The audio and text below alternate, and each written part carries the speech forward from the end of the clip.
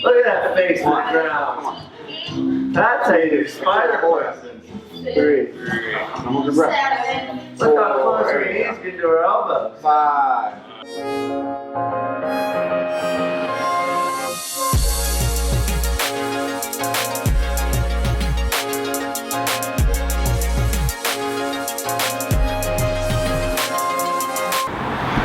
Man, I couldn't even remember what day it is. I can't believe it's Friday already. Or? Yay! Okay.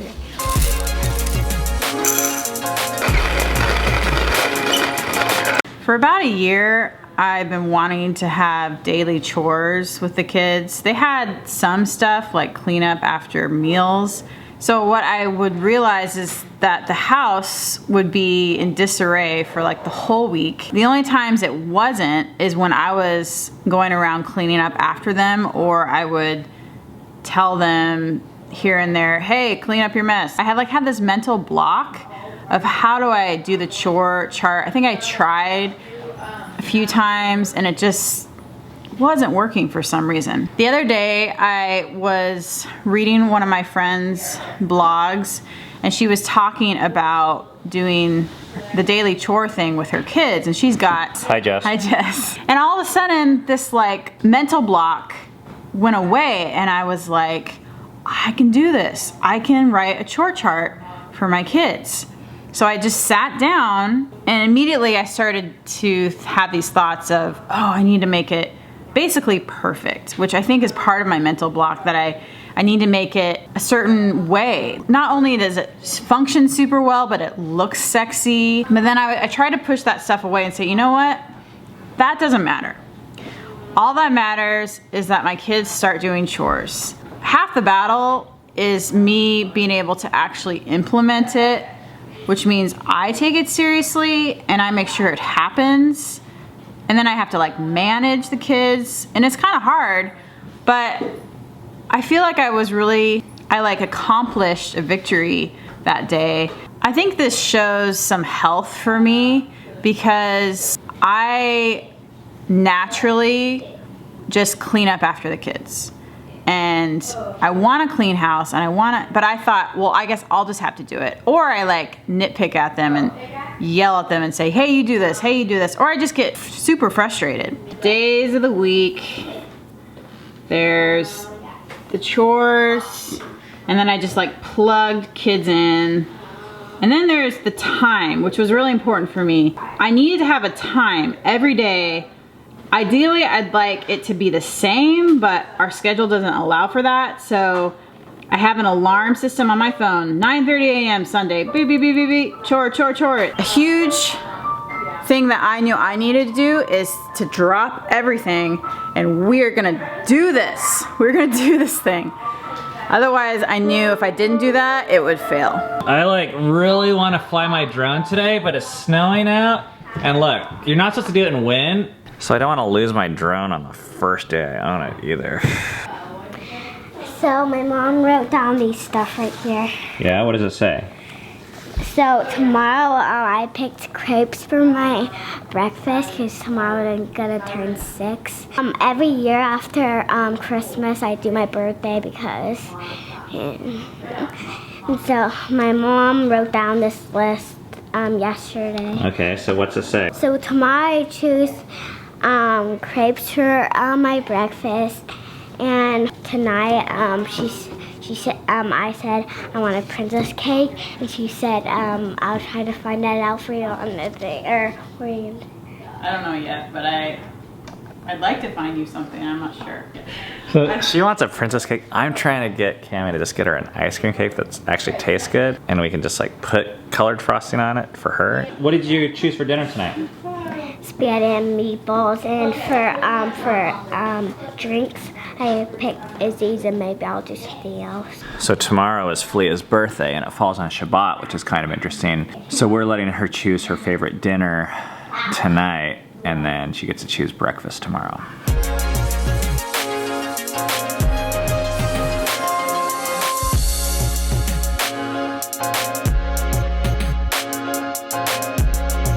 Oh, hey there. You must be waiting here because it's Financial Friday.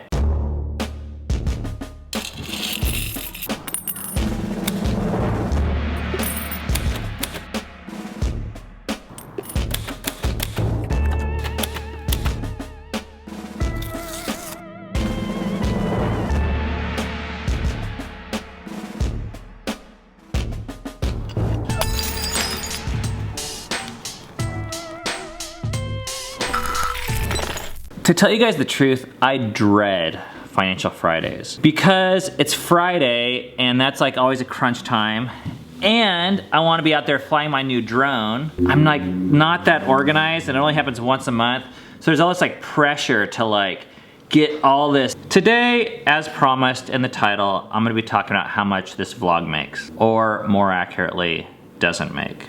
This month, I bought two big things. One is this camera here. It was $800, I think. Quick little side note. I actually got this camera, and I got one that says that it is an international model, so it has no warranty. So it was $100 cheaper. But then I actually bought the Amazon warranty for $100, which I never buy warranties. With how much we're gonna be using this camera like every day and handing it to kids and passing around, I think then I just got this drone right here. I opened it yesterday. We still haven't flown it yet, and that was $1,000. These were really big expenses for a family, and I kind of want to talk to you why. They're big expenses practically, and they're big expenses emotionally. The reason why they're big expenses emotionally is because we have already spent $3,000 on this vlog total. When it was all said and done, I just got a notification from Patreon that says all of our total income from this vlog from all of last year was $296.69. You know what I forgot to add? Someone sent us $100 on PayPal, plus $100.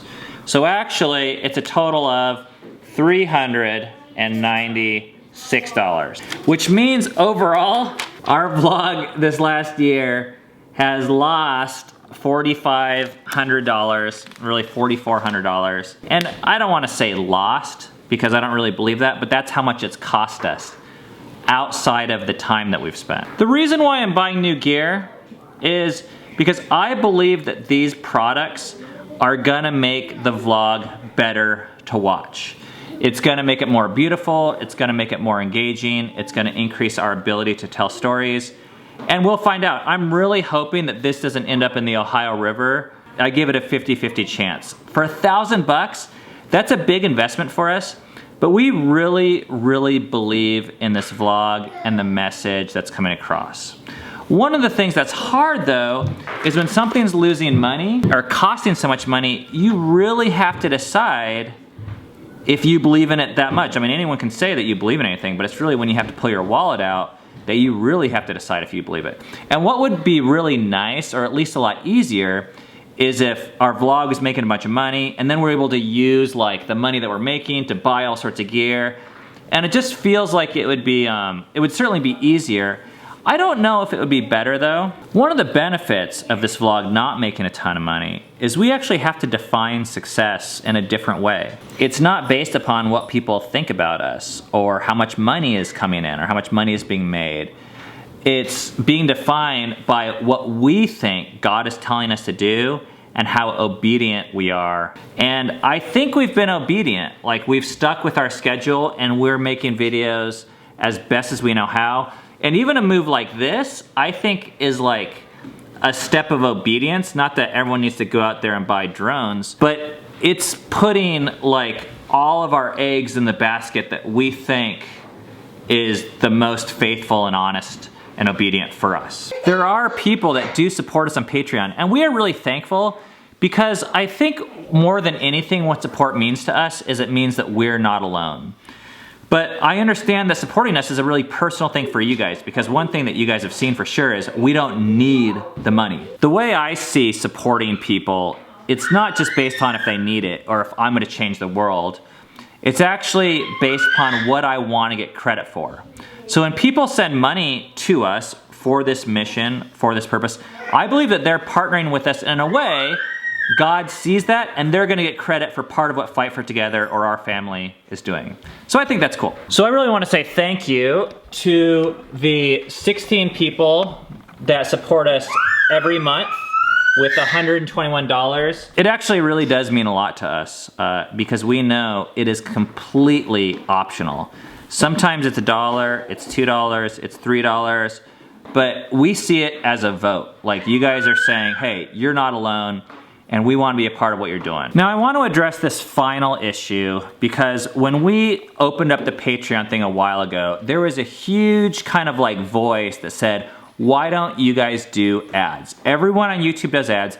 We don't mind it. You guys should do it, and it's the easiest way to make money. In a way, they're right. And there was a friend at my house yesterday, and he was saying, you know what, these standards of yours, like, I don't think they're really making a difference in the world in this way. And he was meaning well and cares about me a lot. And I think he's right.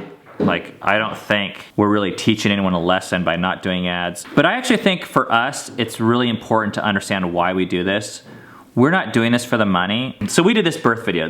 Our birth video is our most viewed video. It's the video we would have made the most money off of. And it means like so much to us. It's not just because it's personal. It captures what we want to do with this project, which is to show people the miracle of life, to show people that God loves us, and when he gives us children, it's the best thing we could ever have on this planet, and it actually changes us. And can you imagine living into that and then just having a Coca-Cola commercial slammed right in the middle of that? Oh my gosh. Can't be, can't be the real. Oh, baby. And then we get like 3 cents now.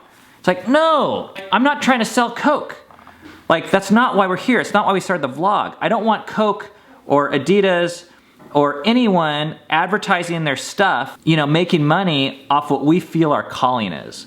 So for now, we're not doing ads. It might change, like if we needed the money to put food in my kids' mouths, I might reconsider it. But even if we're losing however much money a year, I would rather pay that out of pocket. I am gonna do one thing different though, and that is, we originally had a $5,000 goal a month on our Patreon page. That was because at the time, I was working 30 hours a week on it.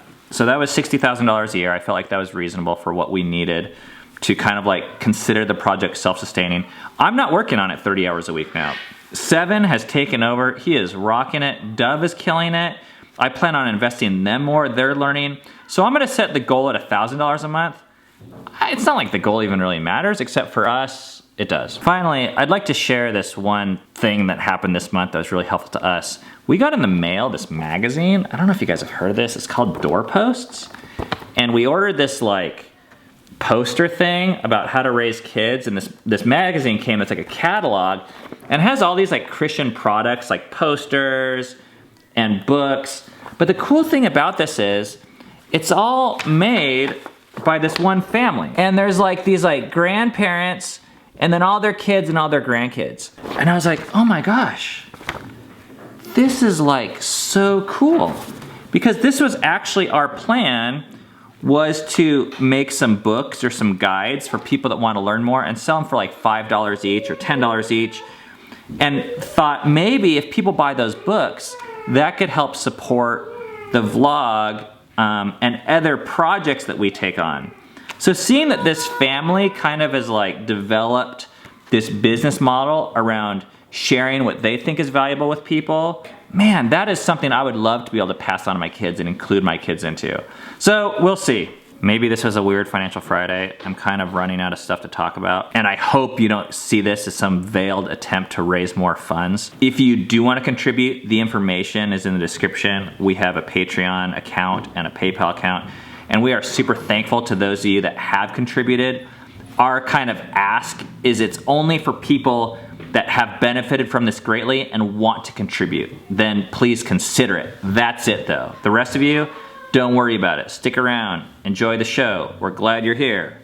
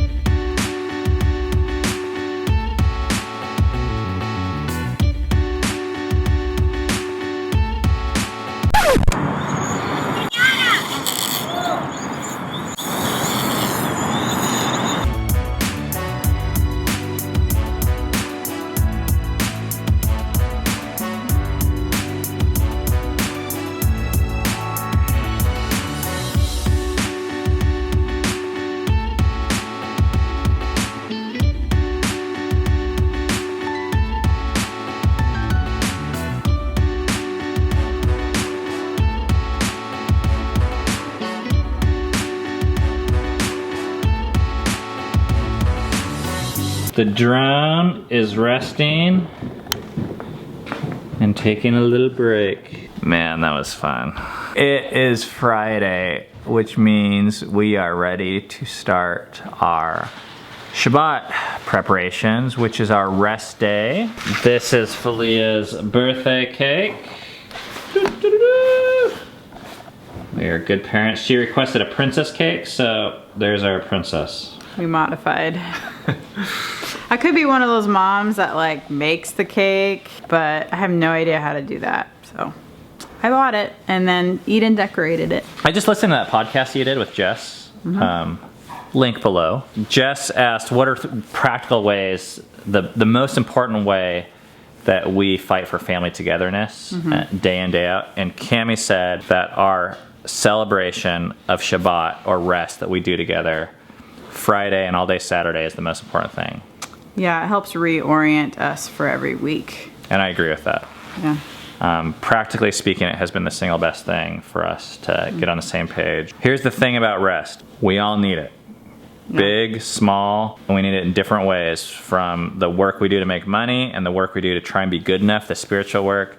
I feel like I got a crappy amount of work done this week on my writing. At least that's where I was heading. I felt crappy about it, and then I decided to take a break from even that mentality. I feel like I need to retire from retiring.